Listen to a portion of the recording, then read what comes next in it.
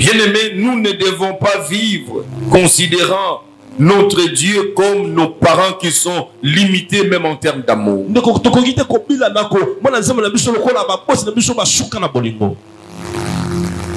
La notion de la providence de Dieu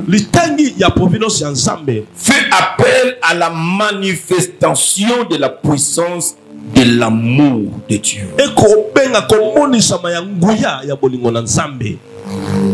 L'amour, nous ne le trouverons jamais sur la terre. Mais l'amour a un nom.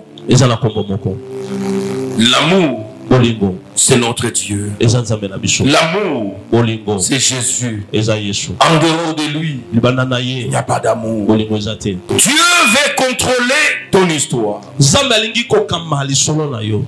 Parce que ton histoire a commencé quelque part. Ton histoire n'a pas commencé chez les hommes. Même pas chez ton père et ta mère. Ton histoire a commencé avant que tu ne sois une masse de sang dans le ventre de ta mère. Celui qui a commencé ton histoire, c'est Dieu. Ce ne sont pas tes parents. Ce ne sont pas leurs calculs quand ils étaient fiancés. Mais c'est Dieu qui a commencé ton histoire. J'aimerais te dire ceci. Le Dieu de la providence, c'est comme dans une pièce de cinéma ou de théâtre. Alors le Dieu de providence, il est le metteur en scène.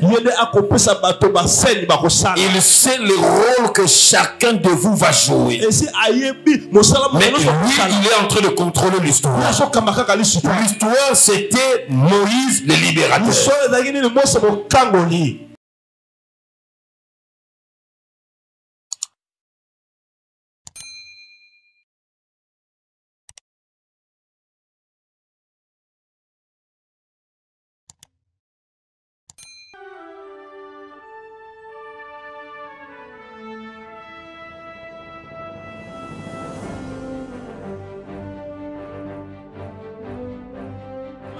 J'aimerais dire à quelqu'un, même si tu es testé positif au coronavirus, ce matin, tu vas vivre une nouvelle expérience. Le sang de Jésus, la chair de Jésus nous donne la vie.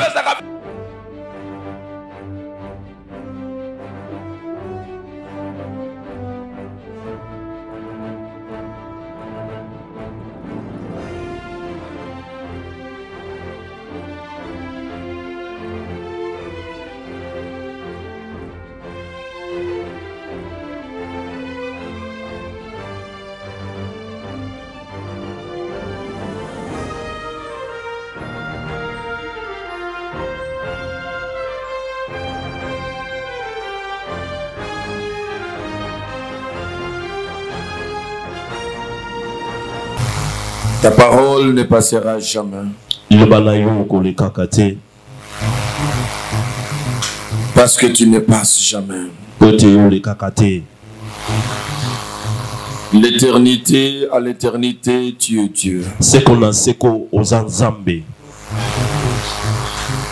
n'est pas notre louange, notre adoration, nos actions de grâce qui font de toi Dieu. Tu l'étais avant que nous puissions exister. C'est ta divinité qui nous a appelés à l'existence.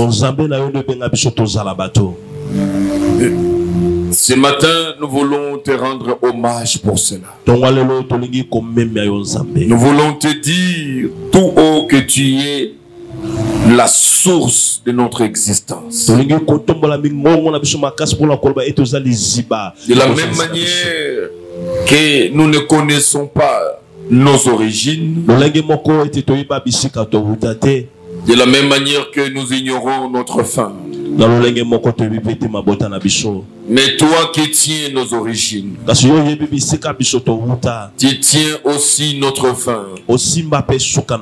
Papa, je voudrais te dire, tu es celui qui contrôle l'histoire. Rien de ce qui nous arrive n'arrive sans ta volonté. Je bénis ton nom pour ce que tu as permis dans la vie de ma soeur et de mon frère. Cette semaine qui s'achève, nous bénissons ton nom pour des choses qui nous ont fait du bien et des choses qui nous ont laissé, qui nous ont fait demeurer dans le perplexe. Même là où nous ne comprenons rien, mais nous comprenons que tu existes et tu es là. Même quand là où nous étions insatisfaits, nous savons que le Dieu de toute possibilité était là et il attend son temps. Sois béni pour ceux qui sont guéris. Sois béni pour ceux qui sont encore malades. Sois béni pour ceux qui ont déjà quelque chose à la main. Sois béni pour ceux qui ont encore les mains vides. Sois béni pour ceux qui ont été pleinement sécurisés. Sois béni pour ceux qui se sont vus un peu troublés. Sois béni pour ceux qui ont le cœur brisé. Et sois béni aussi pour ceux qui ont eu le cœur consolés. Sois béni le Dieu de toutes circonstances. C'est toi le maître des temps. C'est toi le maître des circonstances, le Dieu de la providence. Nous voulons te dire merci pour ta providence qui ne manque jamais, pour ta providence qui est là parmi nous, pour la providence qui nous caractérise. Nous sommes debout, non par nos efforts, non plus par ce que nous sommes, parce que nous avons par des relations que nous connaissons. Si nous sommes debout ce matin, c'est grâce à ta providence. Le Dieu de la providence, nous te disons merci. Viens encore enseigner nos cœurs. Viens encore nous révéler ta providence. Viens encore saisir tout droit le cœur de quelqu'un. En déposant ta paix et ta joie qui viennent de ta parole. Qui peut mieux dire ta parole que toi-même? Seigneur, que je m'efface devant ce peuple. Je m'inscris à côté de ce peuple comme un élève, comme un enseigné. Je te laisse cette chair, Seigneur, toi le maître et l'enseignant par excellence.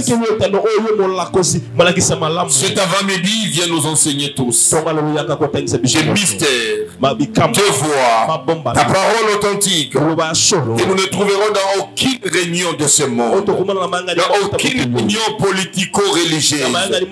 Mais nous voulons une parole qui vient tout droit d'en haut. Une parole authentique, pas une parole fabriquée, pas une parole négociée, pas une parole transformée. Mais nous voulons l'authenticité de la parole qui amène des transformations.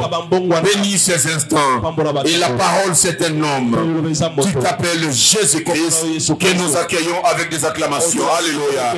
Jésus, nous t'accueillons. Jésus, c'est toi la parole. Est-ce que tu peux recevoir la parole debout avec les acclamations? Je t'appelle à te tenir debout. Est-ce que tu peux te tenir debout? Je te le demande. Nous voulons accueillir la parole avec des acclamations. La parole qui s'est faite chair, qui a eu un nom, Jésus, le Sauveur, Jésus-Christ, la parole qui nous a sauvés, la parole qui nous a délivrés, la parole qui demeure, pour nous apporter solution à tout problème. Et partout où il y a eu de problèmes, le Père envoya sa parole. Et ce matin, il envoie sa parole dans la vie de quelqu'un. Il envoie sa parole pour la solution de quelqu'un. Il envoie sa parole pour libérer, guérir, affranchir quelqu'un. Ah, j'ai dit amen à cette parole. J'ai dit amen à cette parole. La parole qu'il a envoyée ce matin. Parce qu'il connaît ton problème. Il connaît ce que tu as. Il connaît ton désir. Il ne t'a pas envoyé le pasteur, mais il t'a envoyé sa parole. Sa parole est là pour toi. Est-ce que tu veux recevoir cette parole avec enthousiasme? Ah, ça dépend de celui qui attend quelque chose de cette parole. Il y a de ceux qui sont distraits, ils pensent que je parle. Je parle de la politique. Je ne suis pas politicien. Je suis un homme spirituel. Je parle de choses spirituelles. Autant tu reçois la parole, autant tu reçois la vie. Autant tu reçois la guérison. Autant tu reçois ton miracle. Autant tu reçois la liberté. Autant tu reçois la vie. Et tu reçois l'affranchissement. Je ne sais pas ton problème. Ce que je sais, c'est la parole qui t'est donnée. C'est la parole qui nous a accordé ce matin. La parole qui est vive. Avec cette parole, tu ne sortiras pas d'ici comme tu es venu. Avec cette parole, quelque chose doit bouger dans ta vie. Avec cette parole, quelque chose doit prendre corps dans ta vie. Est-ce que tu peux dire amen 3 fois cette parole? Amen. Amen. Amen. Que Dieu te bénisse. Alléluia. C'est fait, c'est accompli. Le Seigneur est bon. Le Dieu de la providence. C'est notre thème que nous avions commencé le dimanche passé. Nous avions continué le mercredi. Nous avions prié avec cet esprit le vendredi. Et aujourd'hui, je viens continuer sur ça. Les dieux de la providence. Et avant que je commence mon message, j'aimerais dire à quelqu'un, quand vous avez toujours un témoignage, n'attends pas qu'on vous appelle, que ceux qui veulent témoigner, il faut se signaler pour témoigner. Parce qu'un frère m'a vu le dimanche passé à la fin avec une action de grâce pour dire, j'attendais qu'on appelle les gens pour les témoignages, comme vous n'aviez pas appelé. Écoutez, Dieu m'a visité la semaine passée. Je suis venu rendre grâce à Dieu. Alors je lui dis, il faut, quand vous avez les témoignages, annoncer déjà au protocole que je vais témoigner, qu'on signale au modérateur.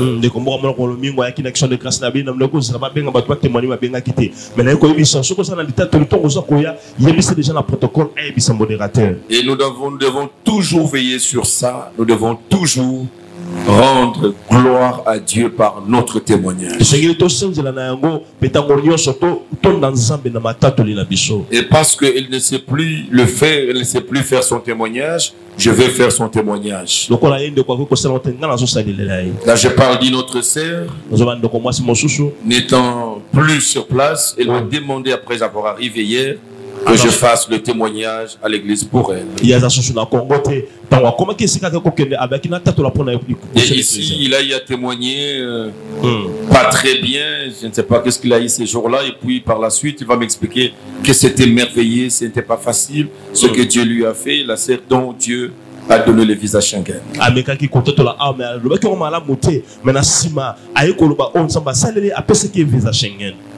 Et nous étions avec elle jeudi la nuit ici avec ceux qui étaient avec moi. Je l'avais appelée pour participer à la dernière prière parce que je devais prier sur elle le matin avant de partir. Et c'est depuis hier matin qu'elle est arrivée en Europe. Il s'agit de la sœur Adélia qui a demandé que son témoignage arrive à l'église. Il glorifie le Seigneur pour ce qu'elle a fait pour elle. Pendant qu'elle s'attendait le moins, mais Dieu lui a facilité. Elle a eu son visa à son nom. Parce que toi, on demande le visa au nom de Makengo, mais tu n'es pas Makengo. Mais lui, il a eu le visa à son nom. Il est entré à l'espace Schengen à son nom. Et pendant le moment le plus difficile, il devait avoir son visa en Angola. Il est allé en Angola avec la bénédiction de Dieu. Les frontières étaient fermées parce qu'ils étaient pendant les élections. Et même l'ambassade, il y avait restriction à l'ambassade. Je lui ai dit, vas-y, tu as la bénédiction de Dieu, ça va aller. Et je ne sais pas combien ils étaient. Il m'a dit qu'on a refusé à tout le monde. Et il s'attendait qu'on lui refuse aussi. Nous, nous avons le Dieu de la providence. On peut refuser à tout le monde par à toi. Et exceptionnellement, elle a eu son visa. Et au moins nous parlons, elle mange d'une autre alimentation que le foufou et les matembele. Et nous glorifions Dieu pour cela. Et c'est pour te dire, tu n'as pas besoin de diminuer ton âge, de changer ton nom pour avoir le visa. Il n'a pas payé 10 000 $, 5 000 $. Il a payé le prix du visa. Il faut faire confiance en Dieu. C'est une sœur qui était perdue par moment. Perdue par la souffrance, par les efforts. C'est une courageuse, ça il faut le dire. C'est une sœur très courageuse. Elle était sur tout le front, en train de chercher la vie de manière correcte. Et elle était toujours présente dans les choses de Dieu. À l'intercession. Elle était infatigable. Elle aimait le Seigneur. Malgré tous les pesanteurs familiales et consorts, elle tenait. Et aujourd'hui, Dieu l'a récompensé. Dieu l'a béni. Et c'est pour te dire que toi aussi, tu as des raisons d'espérer en Dieu. Espérer en Dieu, c'est éviter de s'absenter de sa présence. Le devoir que tu as à faire, c'est d'être dans la présence de Dieu. De faire ce qu'on te demande de faire. Sois là, sers Dieu. Même quand les gens ils peuvent se moquer de toi, mais reste, continue à servir Dieu. Et quand le temps de Dieu va arriver, le Dieu de miracles fera un miracle pour toi. Et je suis rassuré que ce n'est pas encore fini. Ton tour est en train d'arriver. Voilà, j'ai parlé à quelqu'un, mais tu as raté de dire amen. Je disais que le tour de quelqu'un était en train d'arriver. Le panier doit circuler encore. Ça ne se limite pas avec lui. Ça doit continuer. Si Dieu n'a pas encore ouvert les portes pour toi, c'est que tu as encore besoin de toi ici. C'est que tu as encore des choses, des rôles à jouer encore ici. Fais-le bien. Et Dieu va t'écouter. Et il va ouvrir des portes. Quelqu'un me dit amen. Les dieux de la providence. Bien aimé, c'est un thème que nous avions commencé le dimanche passé.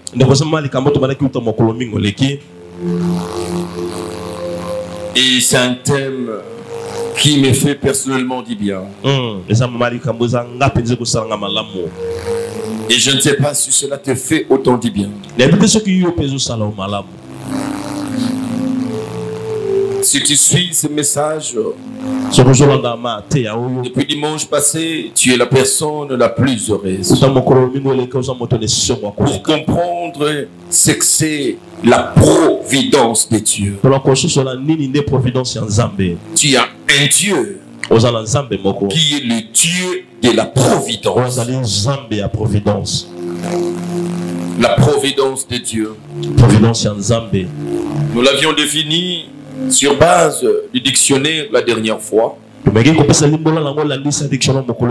Dieu te connaît, mais c'est la providence que tu cherches à comprendre. Quand on parle de Dieu, de la providence, on veut savoir le Dieu de quoi. C'est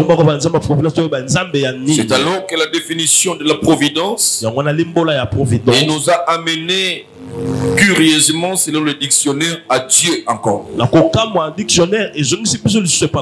Parce que pour expliquer la providence, même le dictionnaire ne sait pas parler de la providence sans attacher ces mots à la divinité.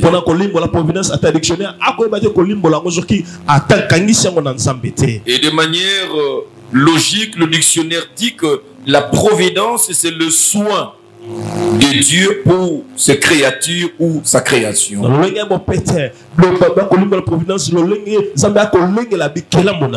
Et son contrôle sur l'histoire. Tu dois retenir par la providence. Il s'agit ici de soins que c'est le Dieu. Il peut donner à ses créatures. Il peut donner pour le cas d'espèce à nous les hommes. Et le soin dans chaque domaine de la vie. Et le Dieu qui nous donne ces soins, il reste aussi sur le contrôle de notre histoire. Donc, la providence, c'est le fait de veiller au bonheur de quelqu'un. Donc il y a quelqu'un qui doit veiller pour le bonheur de l'autre. Et vous verrez que comme tout le monde sur la terre ne peut pas veiller, parce que même des sentinelles que nous engageons pour veiller, ils ne veillent pas. Ils ont des moments où ils sont emportés par le sommeil. Donc il n'y a personne qui peut veiller. Et c'est le domaine de veiller revient parfaitement à Dieu. Il n'y a que Dieu qui peut veiller. Même le diable ne peut pas veiller. Parce que le diable souffre du défaut d'omniprésence. Il n'est pas omniprésent. S'il est à Hong Kong maintenant, il est à Hong Kong. Il ne peut pas être à Hong Kong et à Kinshasa. Donc s'il est à Hong Kong, il ne veille pas sur ceux qui sont au Congo. Il s'organise à sa manière pour avoir ses démons un peu partout. Mais qui dirait, c'est vous savez certains démons qui doivent frapper la parcelle suivante. Et ils sont mis en difficulté à cause de l'église qui est ici. Donc même les démons qu'on a envoyé frapper cette maison, la prière qui se passe ici perturbe leur réseau. Donc le diable ne peut pas veiller. Il y a des moments où il est distrait de tout ce qui arrive. Il est surpris de ce qui arrive. Tu n'as jamais remarqué le sorcier de la famille qui semble contrôler tout le monde, qui semble mettre tout le monde dans la marmite. Il vous regarde chaque jour dans sa bouteille que toute la famille est dedans. Mais il est surpris d'apprendre que la personne qu'il pensait garder dans la bouteille a été bénie par Dieu. C'est la surprise qu'il envoie à vérifier si tu es encore dans la bouteille. Et il va être aussi surpris que dans la bouteille tu n'y es plus. Le diable ne peut pas veiller. Et quand on parle de la providence de Dieu, c'est celui qui peut veiller pour le bonheur. Il n'y a que Dieu. Ton père ne peut pas veiller sur toi. Ta mère ne peut pas veiller sur toi. Ton mari, ta femme, il ne peut pas veiller. Tes parents non plus. Tes enfants, parce que tu as vieilli, non plus. Donc aucun homme sur la terre, ça il faut bien le retenir, on peut l'approcher à la notion de la providence. La providence, c'est du domaine de Dieu. Quand on parle de la providence, on sous-entend Dieu en action. Le fait de parler seulement de la providence, même quand on ne dit pas la providence divine, même quand on ne parle pas de la providence de Dieu, la providence elle-même fait allusion à la divinité. Donc Dieu est attaché, il est quelqu'un qu'on ne peut pas détacher de la providence. Et quand nous parlons de la providence, frères et sœurs, il s'agit de quelqu'un qui veille. Il veille sur notre bonheur. Et bien aimé, j'aimerais aujourd'hui ajouter ceci. La providence de Dieu, c'est la puissance de l'amour de Dieu. Quand nous parlons de la providence de Dieu, parce que je l'ai dit depuis dimanche passé, quand nous parlons de la providence de Dieu, nous ne devons jamais faire allusion à l'effort humain. La prière fait partie de l'effort de l'homme. Parce qu'il y a de ceux qui prient et de ceux qui ne prient pas. Celui qui prie, il fait l'effort de prière. Et j'ai dit, la providence de Dieu n'intervient pas parce que nous prions. Non. C'est en dehors de la prière. Je l'ai dit, je crois le dimanche, que quand nous devons faire allusion à la prière, moi je considère ça comme le domaine de la provision et de l'approvisionnement. D'un Dieu qui a tout entre ses mains, et ce qu'il a entre ses mains constitue une provision pour nous. Mais tu auras ce qu'il y a entre ses mains quand tu actives le processus d'approvisionnement que j'appelle la prière. Mais curieusement, nous prions beaucoup, mais nous recevons peu. Est-ce le peu que nous recevons, le peu que nous recevons n'est pas du domaine de la providence simplement? Parce que me dit que vous priez, vous demandez beaucoup, mais vous recevez peu. Et je me dire, il y a de ce que nous recevons, nous ne les recevons pas pour avoir prié, mais nous les recevons à cause de la providence de Dieu. Parce que dans sa providence, il est appelé à nous accorder des choses. Il est appelé à nous faire du bien. Il est appelé à s'occuper de notre bonheur. C'est ça la providence de Dieu. Et la providence de Dieu, ça ne demande pas les efforts de l'homme. C'est la providence de Dieu qui crée les adorateurs sur la terre. À cause de ce que Dieu fait, l'homme se sentira qu'il n'a rien fait comme effort. Mais c'est Dieu qui a pourvu. Comme c'est Dieu qui a pourvu, l'homme se sentira redevable, dépendant de ce Dieu. C'est même là la notion de la louange et de l'adoration. Parce que si c'est que nous obtenons, nous ne nous sentirons pas autant redevables à louer et à adorer Dieu. Et quelqu'un peut dire que c'est à cause de mes efforts de prière, de mes sacrifices de jeûne, de ceci et de cela que j'ai obtenu. Non, bien aimé. Dans la prière, nous obtenons toujours peu de choses. Et beaucoup de choses, je vais vous le démontrer que nous les obtenons simplement au nom de la providence de Dieu. Et bien aimé, si vous comprenez ces riches enseignements, votre façon de voir les choses va changer. Votre façon de prier aussi va changer. Votre façon de vous comporter aussi va changer. Vous allez quitter de cet élan d'incertitude et vous mettrez sur un monde de certitude. Celui qui compte sur la providence de Dieu, il ne pense jamais à l'échec. Mes prières peuvent échouer. Si je continue mes prières peuvent échouer. Mais la providence de Dieu n'échoue jamais.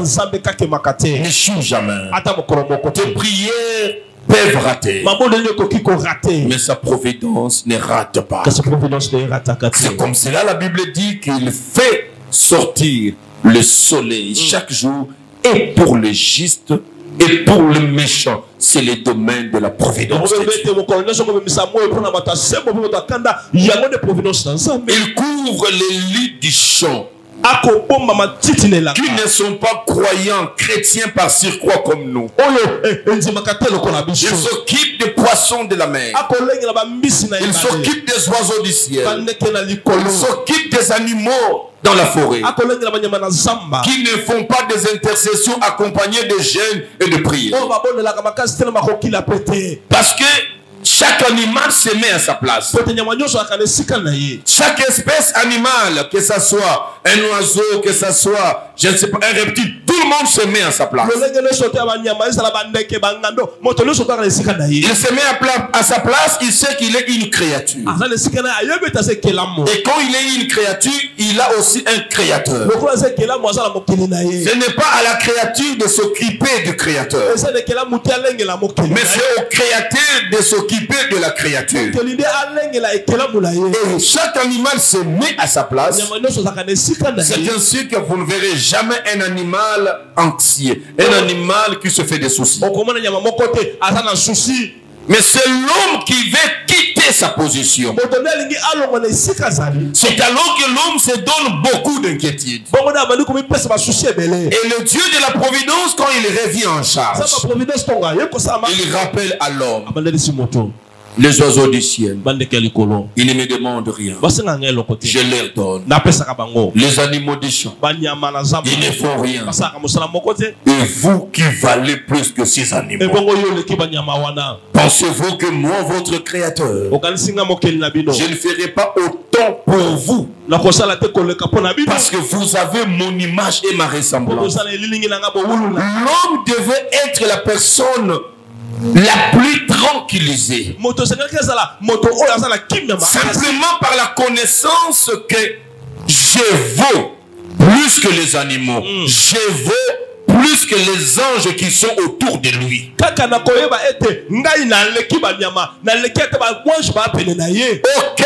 ange a l'image de Dieu. Aucun ange n'a la ressemblance de Dieu. Oui, je suis le seul, mes amis, le seul qui détient l'image de Dieu. Tu es la seule qui détient la ressemblance de Dieu. Mais comment Dieu va s'occuper de ceux-là qui ne présentent même pas son image, sa ressemblance, au détriment de moi? Mais jamais. La providence de Dieu. Pourquoi il y a tant d'inquiétudes? Mes amis, pourquoi il y a tant de soucis? Tes soucis ne vont pas ajouter un cheveu sur le nombre que tu as. Matthieu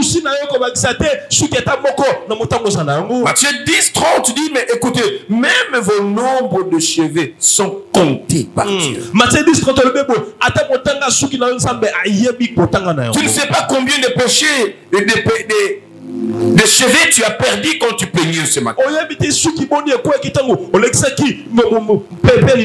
es ignorant du nombre de cheveux que tu as perdu. Autant tu es ignorant de ce que Dieu est capable de faire pour ta vie. Autant c'est Dieu, il connaît le nombre de cheveux que tu as perdu aujourd'hui quand tu peignais. Autant c'est Dieu connaît comment ta vie finira sur la terre. C'est l'aspect où Dieu a le contrôle de l'histoire.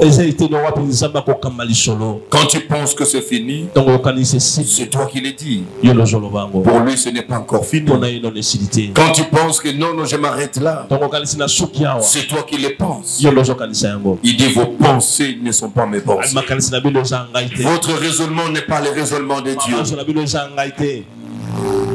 Il voit autre chose. Mes amis, j'étais en train de faire une méditation ici pour comprendre encore et davantage la providence de Dieu. Je suis dans Exode chapitre 1er. Dans Exode chapitre 1er.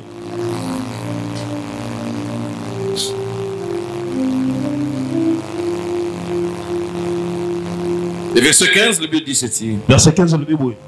Le roi d'Égypte parla aux sages-femmes de Zébré, nommé l'une Shipra et l'autre Pia. Il leur dit, quand vous accoucherez les femmes de Zébré et que vous le verrez sur le siège, et c'est un garçon, quand vous le verrez prendre position pour accoucher, faites-les mourir. Et si c'est une fille, laissez-la vivre. Mais j'aime ça. La providence de Dieu. Quand Dieu commence à faire son entrée dans la providence, et il peut amener sur une affirmation, Dieu vient poser un adverbe de négation. Il dit mais le sage-femme craignirent Dieu et ne virent point ce que leur avait dit le roi d'Égypte et laissèrent vivre les enfants. Le verset 22. Alors Pharaon donna cet ordre à tout son peuple, parce que les sages femmes ne veulent pas suivre ma volonté. Il va généraliser son ordre. Il va prendre une ordonnance inédite. Il donna l'ordre à tout son peuple. Vous jetterez dans le fleuve tout garçon qui naîtra, et vous laisserez vivre toutes les filles. Le chapitre 1er fini, je passe au chapitre 2e. Exode toujours. Mais c'est pendant ce moment-là, c'est pendant cette ère-là qu'on va nous dire un homme de la maison de Lévi avait pris pour femme une fille de Lévi. Cette femme devait enceinte et enfantant un fils. Elle vit qu'il était beau et le cacha pendant 3 mois. Il le cacha pourquoi? Parce que c'était l'ère où on était en train de tuer tous les garçons. Ne pouvant plus le cacher parce que la menace était sérieuse, elle prit une caisse de jonc qu'elle enduisit de bitume et de poids. Elle y mit l'enfant et le déposa parmi les roseaux sur le bord du fleuve. La sœur de l'enfant s'était à quelque distance pour savoir ce qui arriverait. La fille de Pharaon descendit au fleuve pour se baigner. Et ses compagnons se promenèrent le long du village, le long du fleuve. Elle aperçut la caisse au milieu de roseaux. Et elle envoya sa servante pour la prendre. Elle ouvrit et vit l'enfant. C'est un petit garçon qui pleurait. Elle en eut peur, elle en eut pitié. Et elle dit, c'est un enfant des Hébreux. Alors la sœur de l'enfant dit à la fille de Pharaon, veux-tu que j'aille te chercher une nourrice parmi les femmes des Hébreux pour allaiter cet enfant? Va, lui répondit la fille de Pharaon. Et la jeune fille alla chercher la mère de l'enfant. Je me limite là. La providence de Dieu, c'est la manifestation de la puissance de l'amour de Dieu. Nous ne devons pas vivre comme si nous n'avons pas un Dieu qui nous aime.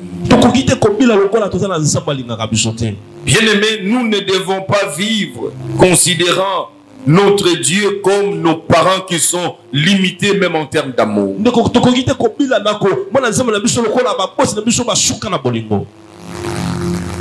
La notion de la providence de Dieu fait appel à la manifestation de la puissance de l'amour de Dieu.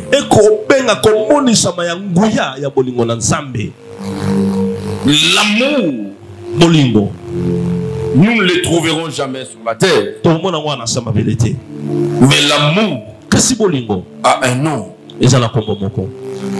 L'amour, c'est notre Dieu. L'amour, c'est Jésus. En dehors de lui, il n'y a pas d'amour. Ce sont des pseudo-amours que nous essayons de changer entre nous les autres. Mais l'amour véritable, c'est Dieu. Son amour l'exige à faire des choses sans regarder. L'amour de Dieu le pousse à poser des actes en notre faveur sans attendre un retour ou une contrepartie.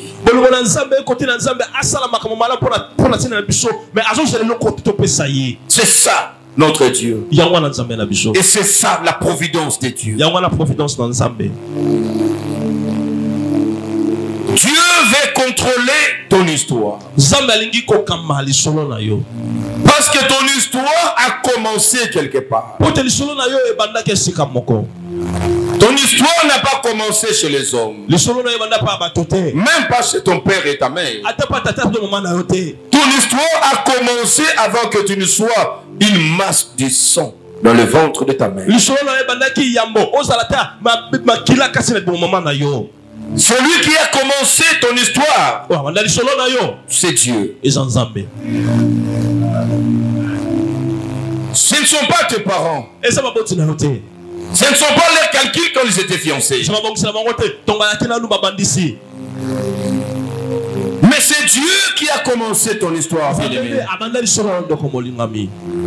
s'il a commencé ton histoire, personne d'autre ne finira ton histoire si ce n'est que celui qui l'a commencé. Mes amis, Marie ne connaissait pas Jésus. D'ailleurs, pour lui, il n'avait même pas un homme qui pouvait venir, qui échange sur un garçon à voir. Mais avant que l'ange mette d'accord Marie, l'histoire de Jésus était déjà écrite. Dieu savait. Il vient parler à une femme que tu tomberas enceinte pendant qu'elle ne tombait pas encore enceinte. Donc ce n'est pas quand tu tombes enceinte que l'histoire commence. L'histoire commence avant que toi tu ne puisses tomber enceinte. Le maître de l'histoire a déjà commencé une histoire. Mais l'histoire de Jésus date de longtemps. Ce n'est même pas le jour où l'ange est venu parler à Marie. Son histoire a commencé Les jours où Adam et Ève ont péché. Quand ils ont péché, quand le Seigneur arrive, il dit à la femme, le serpent t'a mordi. Mais je te dis aujourd'hui, ta descendance écrasera la tête du serpent. Mais c'était la prophétie sur Jésus. Est-ce que Marie peut se prévaloir aujourd'hui? Mes amis, vous qui priez Marie, est-ce que Marie était au courant de l'arrivée de Jésus? Comme Adam a fait le péché, et le Père est venu réparer. Il a donné la promesse de l'arrivée de Jésus, qui viendrait écraser la tête du serpent. Marie n'existait pas encore. Semble la biso pas moi nana yo. Mon amour kolo ya bota.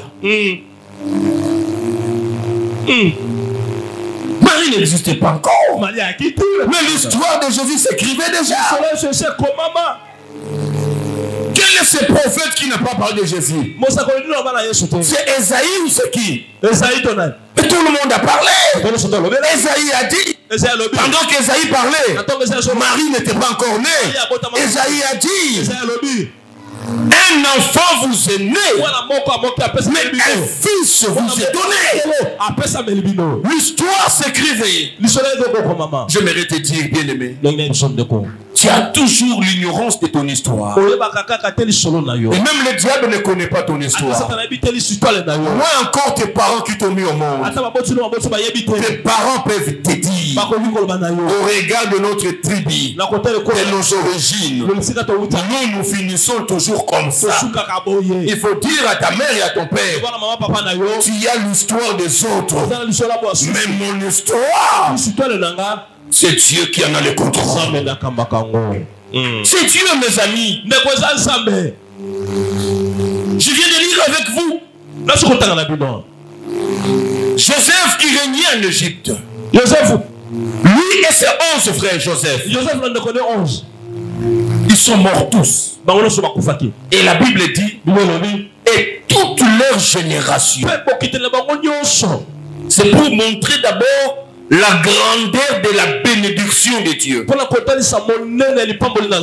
veut dire quand Dieu te bénit, Dieu ne se limite pas seulement en toi. Et qu'après toi que tes enfants commencent à souffrir. On nous dit Joseph, tous ses frères et toute cette génération sont passés. Cela veut dire que ce sont des gens qui ont vécu le bonheur de Dieu. Et quand cette génération est passée, une autre génération arrive.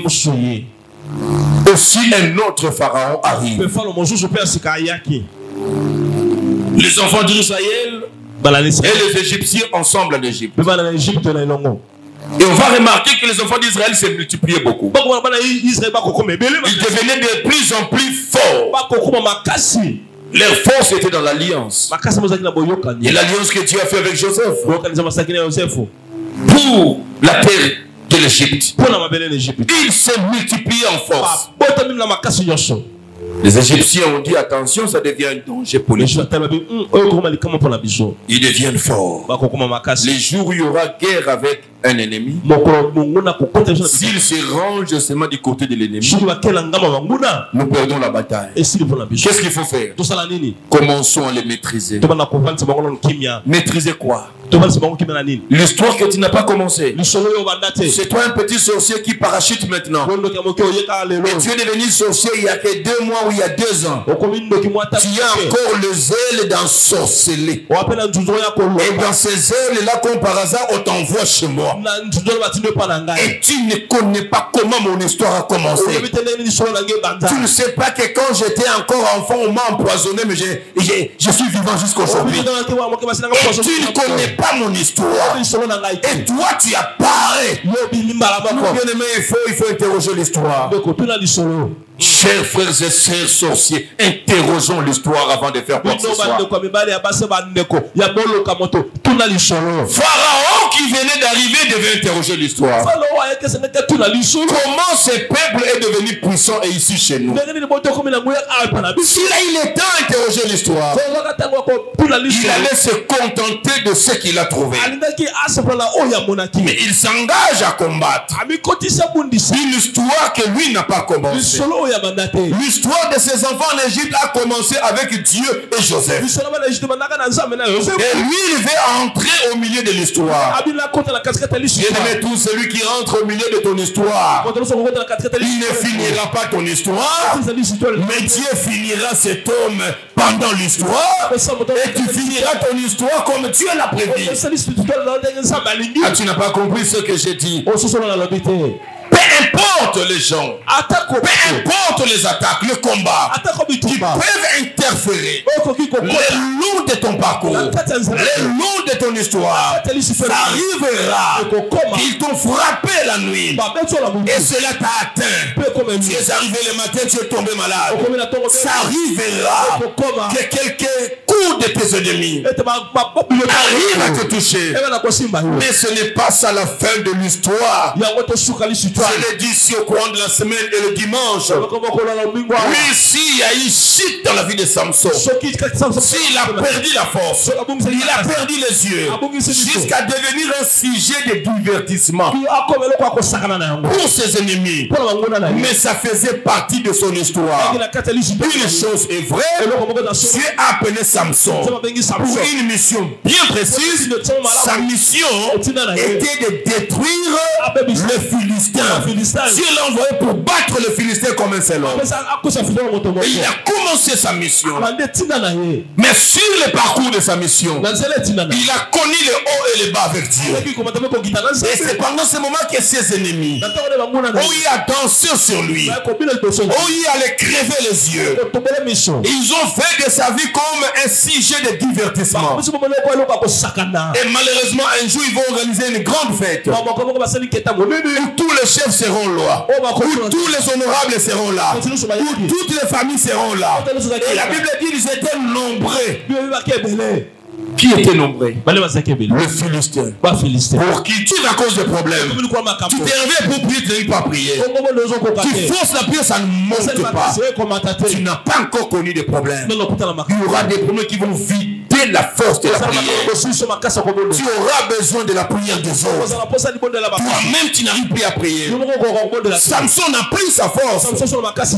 Mais je ne vous parle pas de la force de l'homme. Je vous parle de la providence de Dieu. La providence de Dieu, c'est quand l'homme n'a plus de force. L'homme a perdu tout ce qu'il avait. Il ne peut plus rien faire de lui-même. Mais il peut recourir à la puissance de l'amour de Dieu. Samson dit à Dieu, je vais mourir aujourd'hui. Cette honte, je ne supporte pas. Cette opprobre, je ne sais plus le supporter. La force que j'avais, je n'en ai plus. Tu m'avais donné la force. Ces Philistins ne pouvaient pas blaguer avec moi comme ça. Mais je reconnais que je n'ai plus de force. Je reconnais. Mais dans ta providence,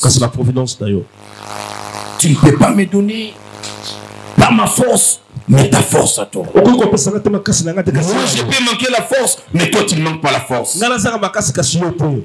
Je vais me servir de ta force pour finir avec ce peuple de Philistins qui m'ont détruit les yeux.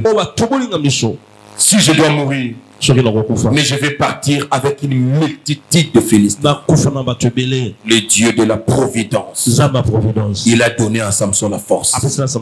Il a ébranlé les colonnes. Il est mort avec une multitude de Philistins. Et il a été dit que les Philistins qu'il a tués de son vivant ne représentaient rien en nombre que ceux-là qu'il a tués ces jours. Quand on n'a plus de force, recourons à la providence de Dieu. Demandons la providence de Dieu pour dire, Seigneur, je ne peux pas de moi, mais je viens vers toi. J'ai besoin de ta providence.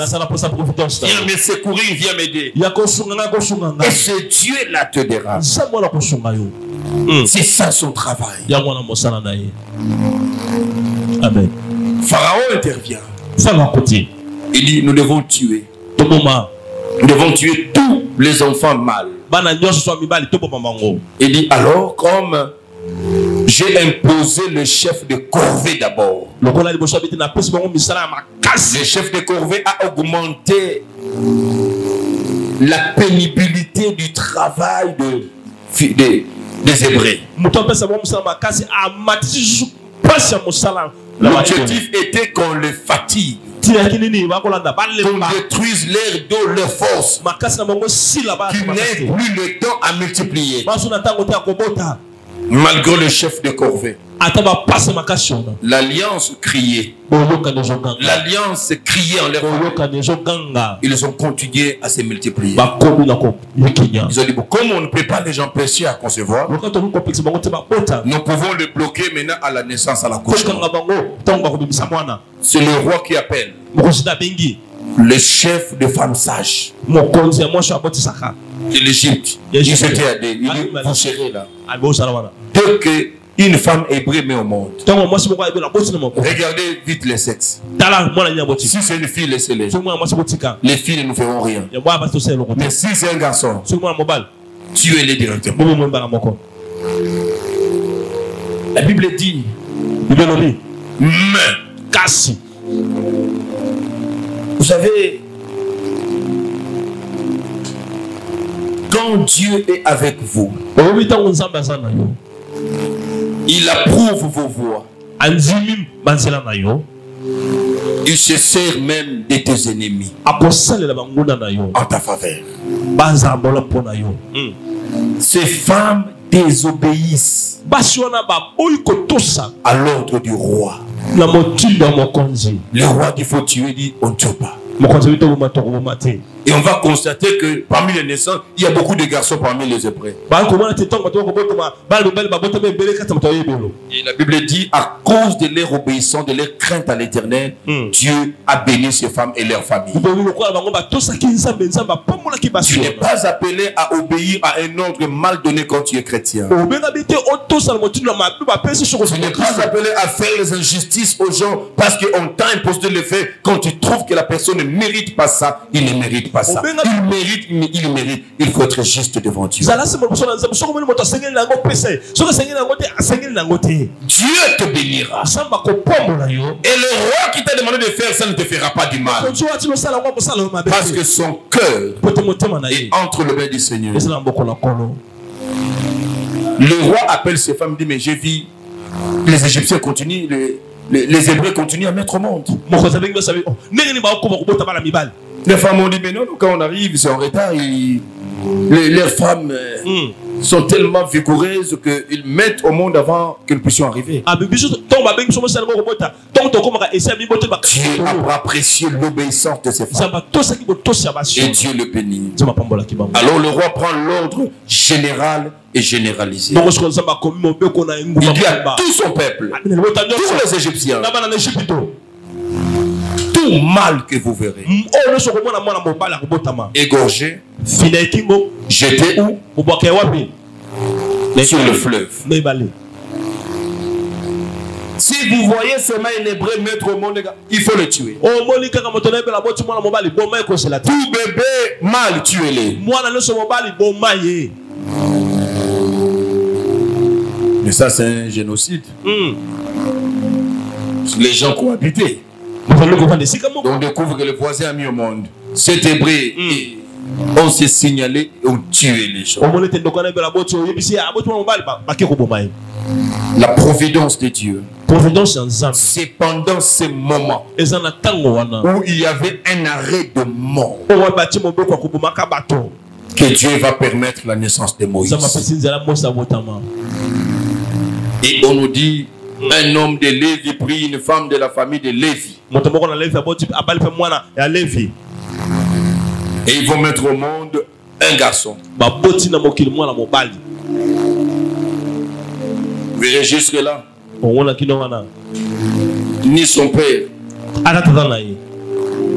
Nous ne les connaissons pas. Ni sa mère. Nous ne la connaissons pas. Même l'enfant n'est pas connu. Regarde comment le Dieu de la providence commence une histoire. Pas des nombres qui sortent, je ne sais pas moi, de la hauteur. Non. Même les noms de son père. C'est ce qu'on vous pose la question, le nom du père de Moïse, tu le sauras pas. Il faut lire la Bible pour... Ah non, c'était Amram et consort. Non. Là où on nous présente, on ne parle pas de son nom. Le nom de son nom, on ne parle pas. Et lui-même, l'enfant qu'on a mis au monde, n'a pas de nom. Il n'avait pas de nom. C'est qu'on a retenu que c'était un garçon beau, mais sans nom. On peut savoir na kombo ndenge nini bébé akufa lobi. Un enfant qui était destiné à mourir. Bon incertitude. Parce qu'il y avait un arrêt de mort sur lui. Même les parents n'avaient pas le temps de donner le nom. Parce que Moïse, celui qui lui a donné son nom, c'est la fille de Pharaon. Ses parents ne lui ont pas donné de nom. Ça prouvait qu'ils attendaient vite la disparition de cet enfant. C'est un garçon qui a été mis au monde dans le contexte où il n'avait pas de chance. Pour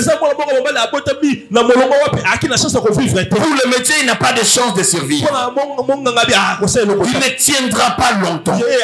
Mais pour ses parents, ils sont sûrs. Ils ont vu comment on a tué chez les voisins. On a tué chez l'autre côté. Ils savent que il finira par être tué. Qu'est-ce qu'il faut? Il faut d'abord le cacher. Ils vont le cacher pendant 3 mois. Mais après 3 mois, c'était difficile de continuer à le cacher. Parce que le cri seulement de l'enfant de 3 mois peut révéler aux voisins qu'il y a un bébé là. Et vous savez après 3 mois pourquoi les parents l'ont abandonné?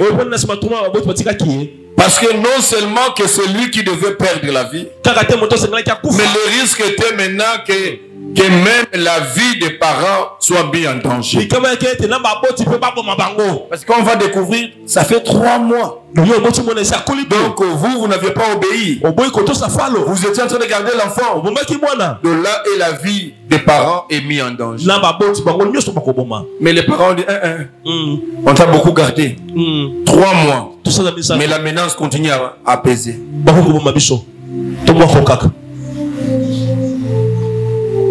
Qu'est-ce qu'on va dire? De manière simple.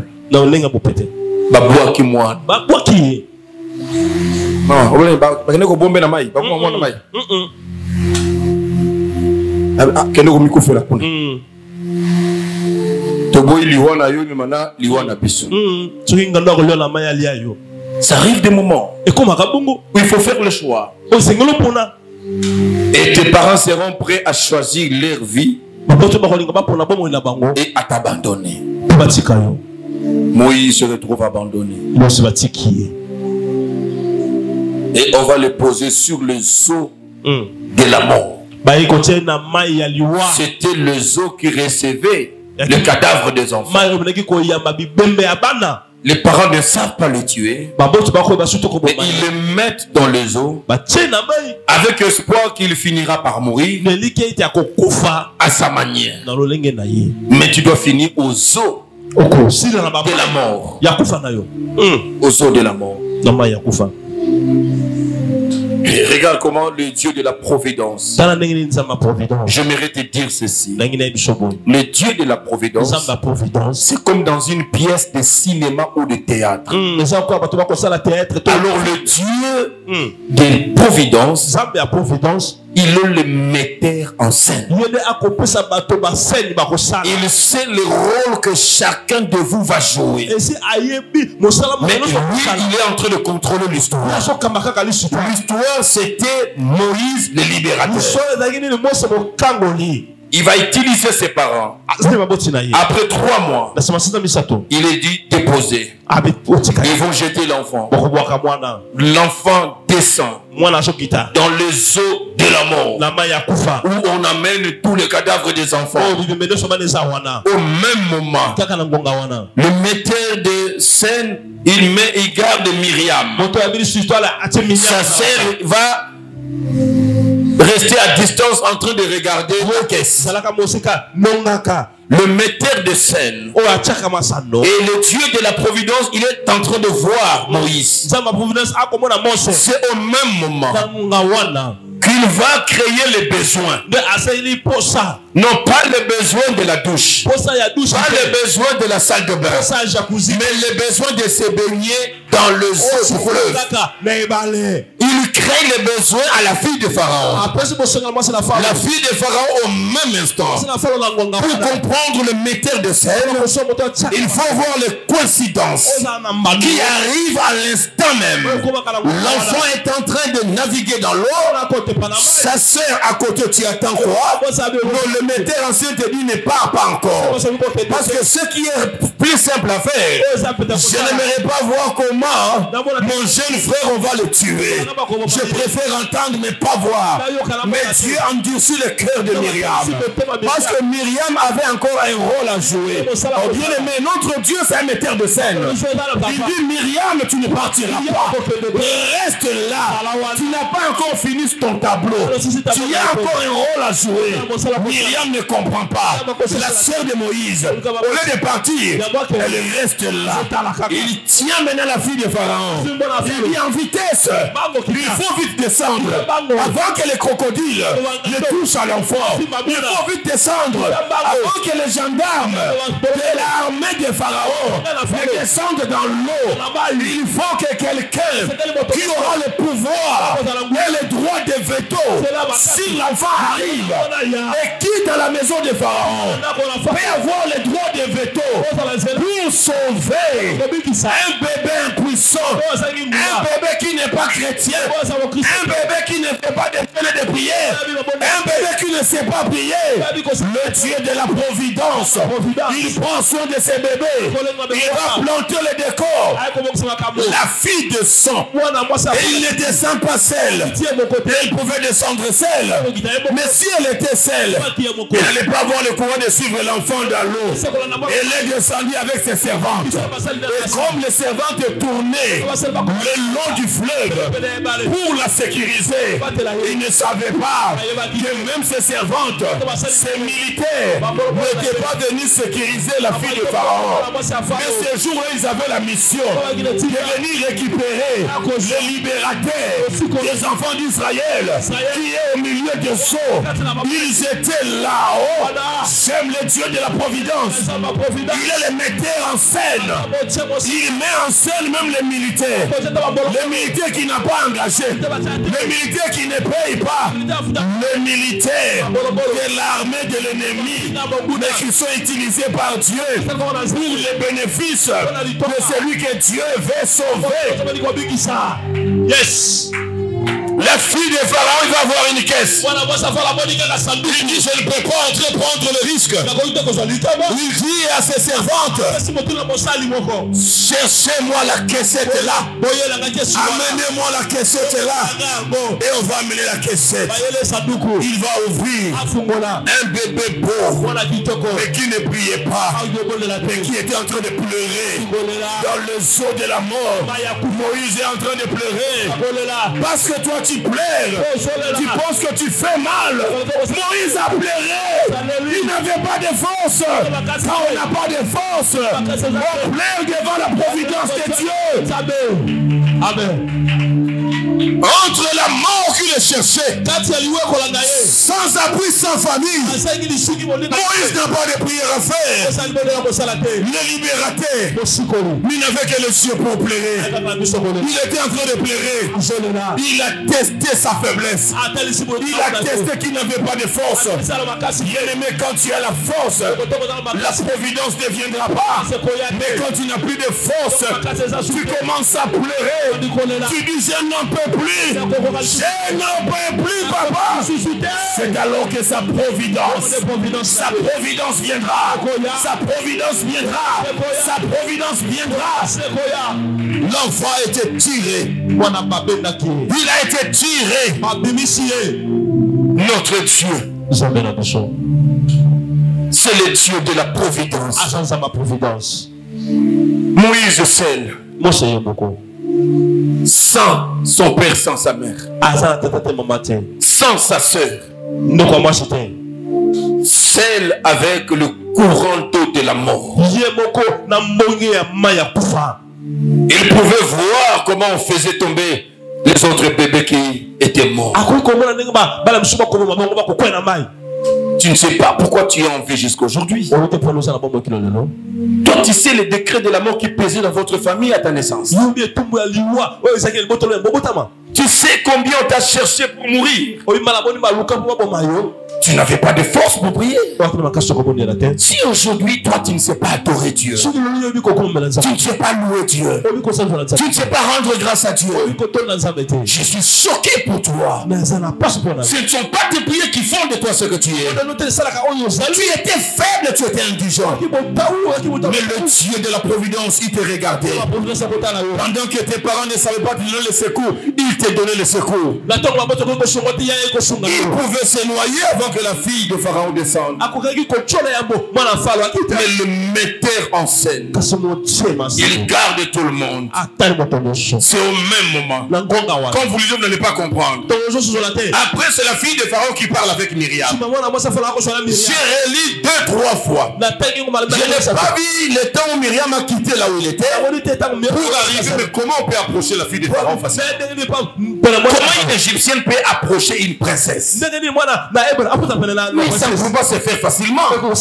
Mais j'ai lu dans ma Bible, on dit la sœur de Moïse parle avec la princesse. Elle propose à la princesse.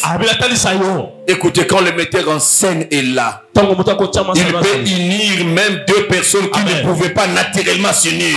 À cause de ta délivrance, Dieu peut mettre d'accord deux ennemis.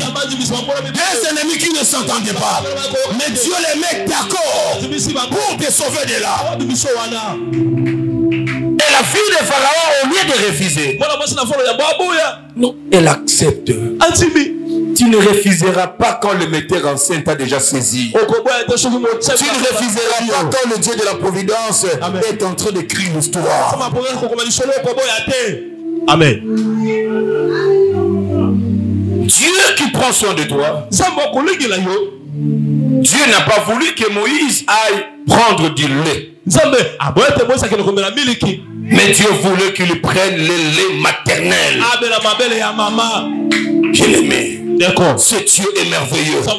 La providence de Dieu est merveilleuse. Il va jouer sa carte. Au lieu qu'il aille boire dans la maison du roi le lait, parce que c'était la fille, le fils à la fille du roi. Mais non, il y a de ces personnes, leur bénédiction est contagieuse. Parce que il a fini à la maison du roi. Mais avant d'aller à la maison du roi, un libérateur reste un libérateur.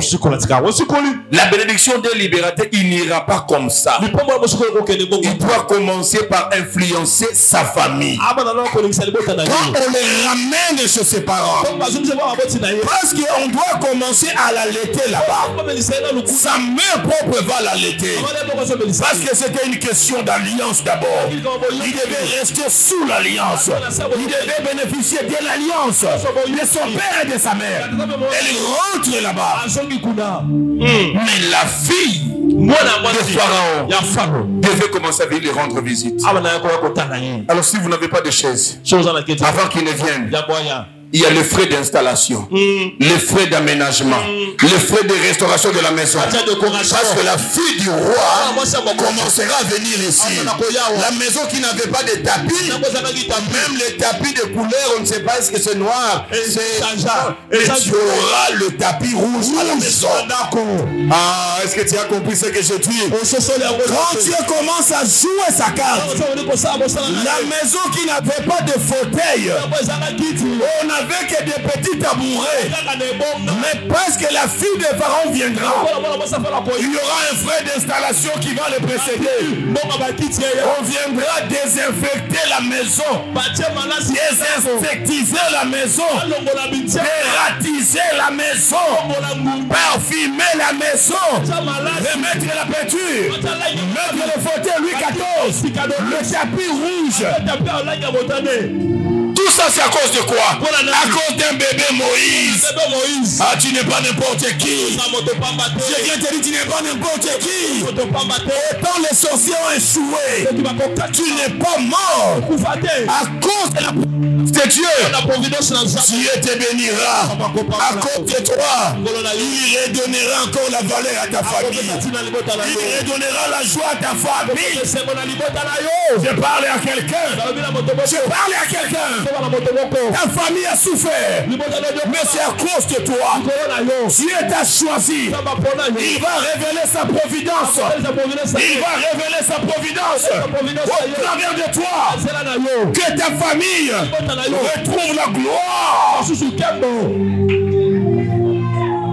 On parlera de la famille de quelqu'un. Rester à Kaluka, ce n'est pas la fin du monde. Seulement la fille de Pharaon ne viendra pas à Kaluka. Pour des raisons de sécurité, il faut déplacer toute la famille. Le père de Moïse, la mère de Moïse, la sœur de Moïse et tous ceux qui vont avec. Ils vont quitter de Kaluka vers la Gombe, de Kaluka vers ma campagne, de Kaluka vers l'Imité, parce que la fille du roi doit venir. Amen.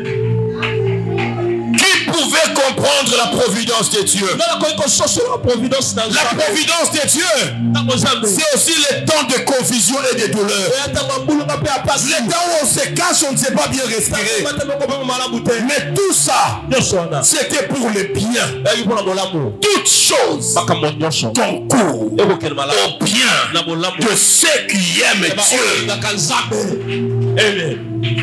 La souffrance, la peur les a caractérisés pendant un moment. Ils se sont cachés pendant un moment. Jusqu'à ce qu'ils ont commencé un deuil. L'enfant était encore vivant. Parce que le désespoir s'est planté. Je suis venu te dire, arrête ce deuil. Moïse ne mourra pas. Moïse est le libérateur. Moïse, c'est le choix de Dieu. Ni son père qui priait, ni sa mère qui priait. À ce moment-là, c'est la providence de Dieu. Si tu reconnais qu'arriver à cet âge, connaître le Seigneur, tu le connais. Tu n'as rien fait.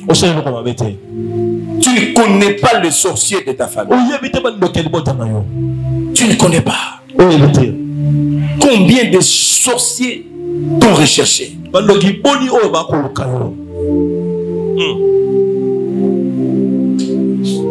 Mais tu n'intercédais pas.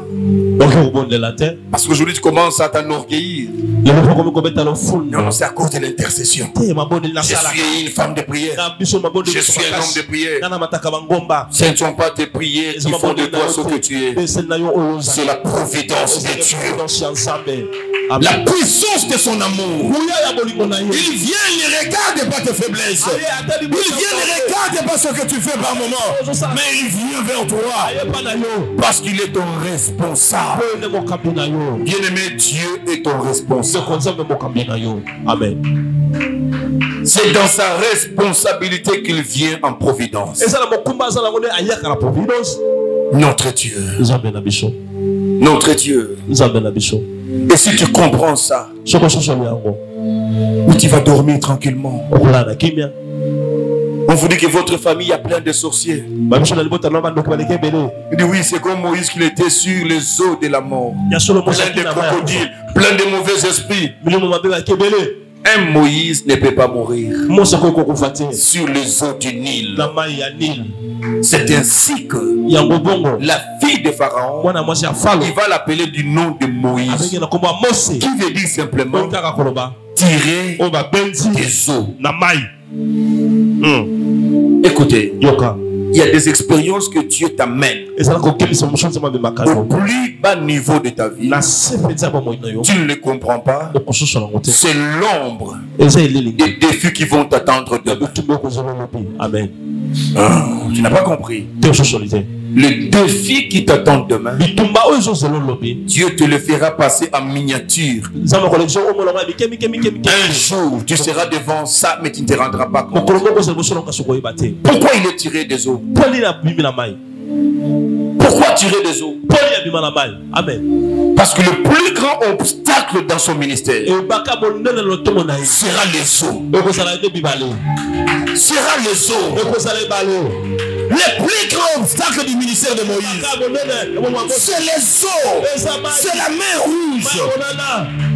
Dieu l'amène en tant que bébé. Il est allé inaugurer les esprits des eaux. Il est allé, il a nagé sur les esprits des eaux. Les esprits qui détruisent les enfants. Les esprits qui avalent les enfants. Qui créent les noyades. Les esprits des crocodiles, des sessures. Aucun esprit n'a tenu devant Moïse. Pendant qu'il était bébé. Aucun crocodile l'a avalé. Aucun Mami Watalaï. Sirène, aucune sirène. Aucun esprit des eaux ne pouvait détruire sa vie. Et le jour où il était devant, et derrière lui tout le peuple d'Israël, il avait dans sa main le bâton de commandement. Il avait le pouvoir entre sa main, la puissance entre sa main. Il regarde les eaux. Il se souvient quand il avait 3 mois sur les eaux du Nil. Ça c'est rien. Il prend le bâton. Il frappe les eaux. Les eaux se séparent. Tu étais dans la victoire. Pendant que tu es bébé, tu as mis en toi les germes de triomphe, les germes de la victoire. Oh, c'est Dieu dans sa providence. Bien-aimé, c'est que tu seras demain. Tu es en train aujourd'hui. Il est en train déjà de t'équiper. Et devant la main rouge, les grands esprits de la mer ont pris fuite. Parce qu'ils ont vu parmi les esprits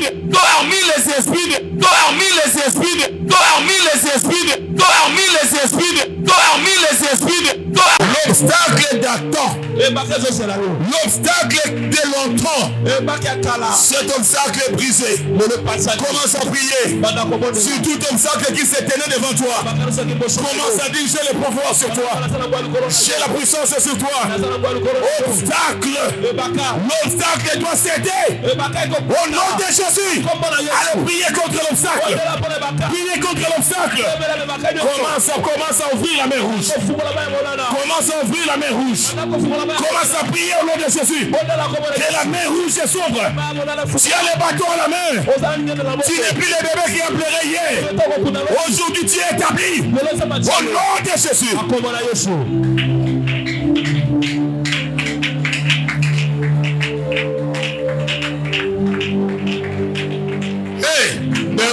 Est-ce qu'il y a quelqu'un qui brise son obstacle, mon Dieu? Mon Dieu, c'est formidable ce qui se passe. Tout dépend de la prière que tu fais maintenant.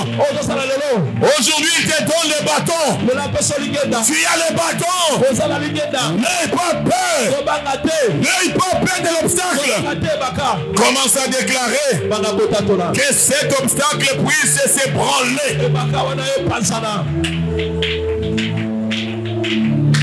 Moïse a levé le bâton.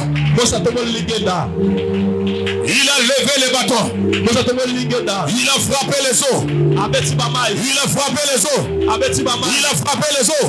Il a frappé les eaux. Est-ce que ce matin, il y a quelqu'un qui élève son bâton spirituel? Commence à frapper les eaux devant toi. Que les eaux s'ouvrent. Que les eaux se séparent. Que les eaux se séparent. Tu dois traverser. Tu dois entrer dans ta gloire. Tu dois entrer dans ta bénédiction. Alléluia. Alléluia.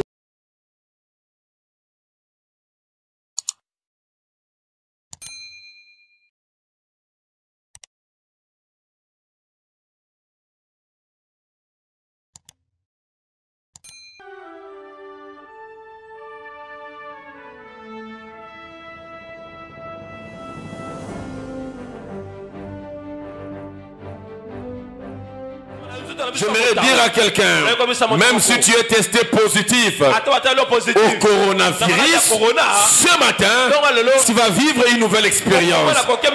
Le sang de Jésus, la chair de Jésus nous donne la vie.